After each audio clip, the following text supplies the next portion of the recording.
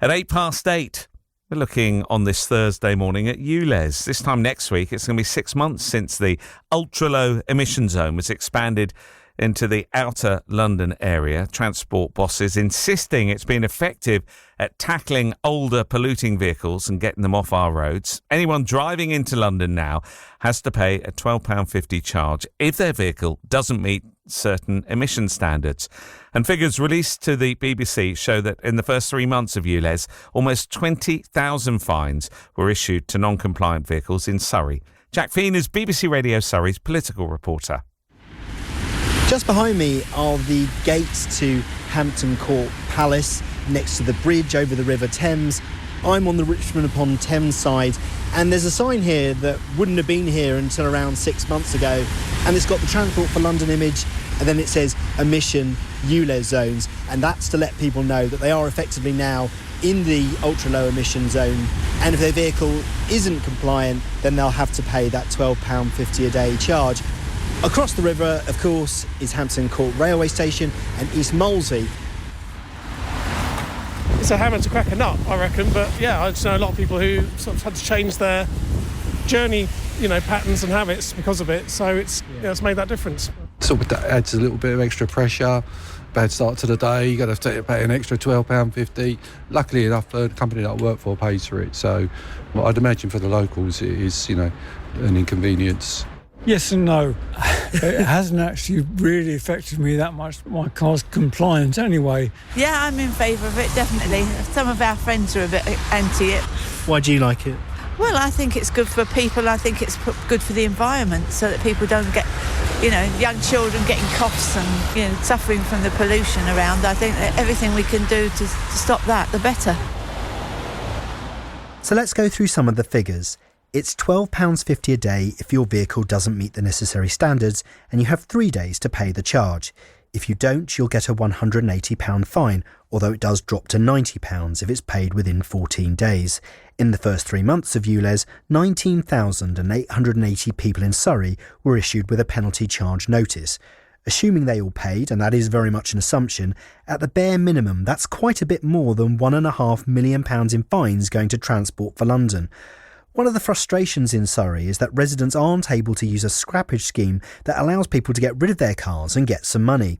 Neil lives in New Malden, so he's just in London and was eligible, but he still isn't happy about having to get a new car. I did actually get the scrappage scheme, so that was useful, but we had to get rid of a perfectly good car. I mean, it was probably got more for it in the scrappage than I would have if I'd have sold it, but it seemed a shame to get rid of a perfectly functioning car, which nobody would buy and nobody wanted to part, so it's just been scrapped.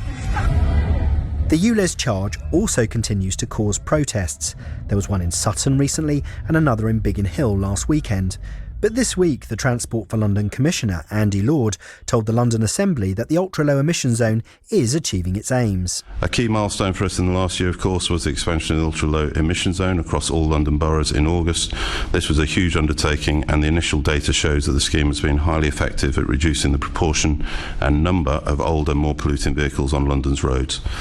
Claire MacDonald from the campaign group Mums for Lungs says it's about the long-term impact. I think it's really difficult to see air quality, and that's part of the problem. But what we do know is that 80,000 of London's most polluting cars have been taken off the street, and that will inevitably have a positive impact.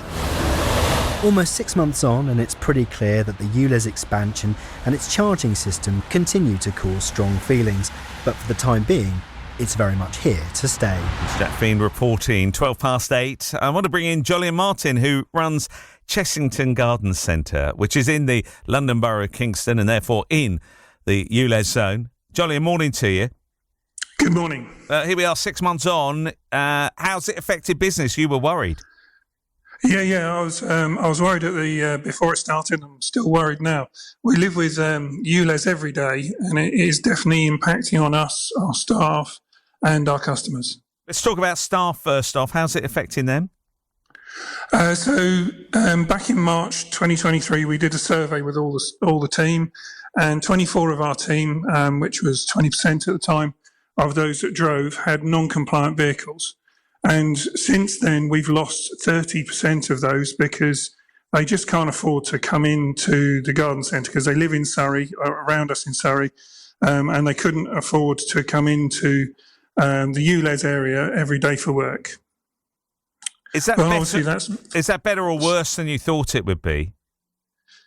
I had a very open mind about it, because when legislation comes in like this, there's just no way of knowing. I do feel that this legislation has targeted the wrong parts of society, so those that can't afford it, and the elderly, who are a large chunk of our customer base, who look after their vehicles. And a couple of the customers complained to me and said, "I thought this car was going to see me out," but they've looked after their cars. They've got older cars. They come from Surrey, and they're not coming to us anymore. And have you noticed that in footfall then? Right. So when it came into being on the 29th of August 2023, and for the month of September 2023, our catering was down 15% and our retail was down 10%. So this is almost like a shock factor, because there was a lot of confusion about what vehicles were compliant and which were not compliant.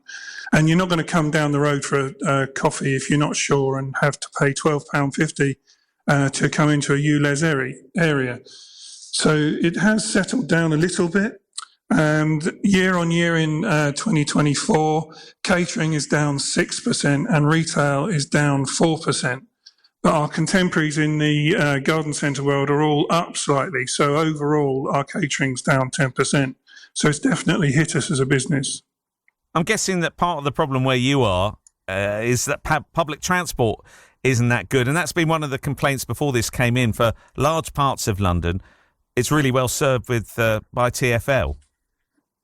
Yeah, that's right. And the road outside us is TfL, and that's why we're in the ULEZ area. The problem is, as you say, the public transport is poor around here. There's only one or two buses that come down this far. We're on a 3-mile finger that comes out of the urban area of the ULEZ scheme, and for us, the location seems for us to be included in the ULEZ scheme seems wrong, because we're on the end of this 3-mile finger. And when you look at a circle around us, 20% of our customers come from within the ULEZ area, which is, and 80% come from Surrey, which is outside. So for us, it seems like an urban policy for a rural area, because luckily round here, we got farms, we got woodlands, we got grass areas. So it just seems the wrong policy for around us here. Well, it's here now. Are you convinced? Yeah. Well, is it going to stay? What are your thoughts on the future?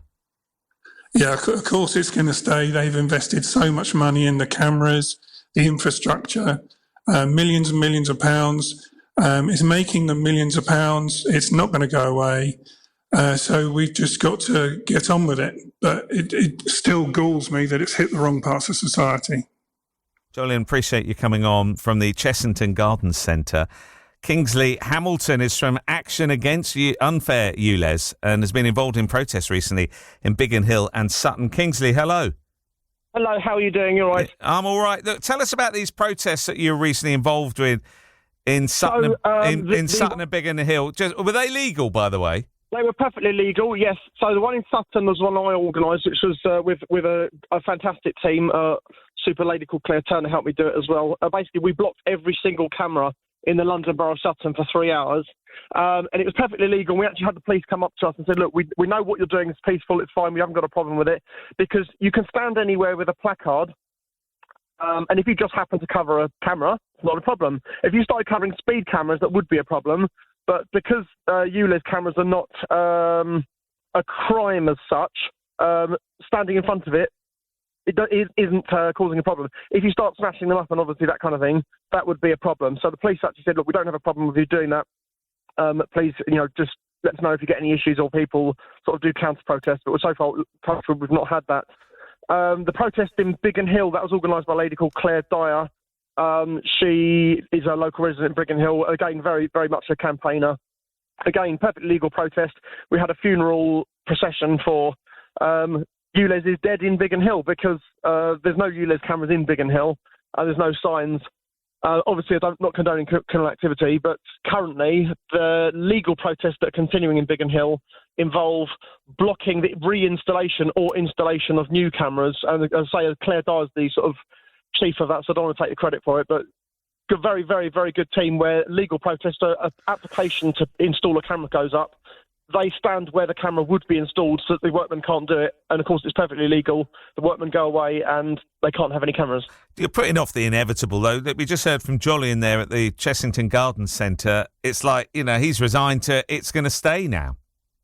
I don't think it is. I'm very hopeful that Sadiq Khan will be booted out of office in May. Susan Hall, I've had conversations with Susan Hall. She said that on day one, she's going to turn the cameras off, every single one of them. No ifs, no buts is her exact words. And the thing is, we do get accused of being anti-clean air. I'm not anti-clean air. I'm not anti-environment at all. But the thing is, we're treated like ULEZ is the golden product. I mean, can you imagine a double glazing salesman that said, if you don't buy my double glazing windows, you don't like windows and you live in a cave? I mean, it's nonsense. Sadiq Khan's ULEZ is not the only way to improve the environmental quality of the air. But we're treating it like it is. If you don't like ULEZ, you don't like clean air. The fact that motorcycles pre-2008 are not compliant is such a big red herring. It's a big clanger. But the thing that we have to remember is that it's not vehicles that are not compliant that don't meet the emission standards that are not compliant. It's vehicles that can't prove they are compliant that don't meet the emission standards. So motorcycles are a classic example. Pre-2008 motorcycles are not compliant, not because they pollute, but because they don't have the proof on the logbook that says what their emissions data is. So they're not compliant. You can pay to have that data done. It's £170 at TfL's facility in Bow, and almost every single motorcycle passes that test. Big why? Because the emissions are so low. And the reason the data wasn't put on the logbook in the first place was because the emissions were so low, the DVLA said it's not worth recording this data. We just won't bother recording motorcycles. You literally couldn't make it up. But it doesn't stop there. You've got zero tax-rated vehicles that are that we were told to buy by Gordon Brown in the early years. He said, buy diesel cars. They're efficient. They're clean. They'll help the environment. The people have gone out and bought these zero tax-rated diesel cars that are very clean. And because they don't tick the Euro 5, Euro 6 box, they're not compliant. So Euro 6 wasn't a thing.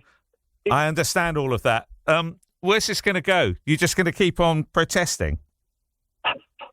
Well, we've turned tax now, so we're trying to encourage people to vote Sadiq Khan out.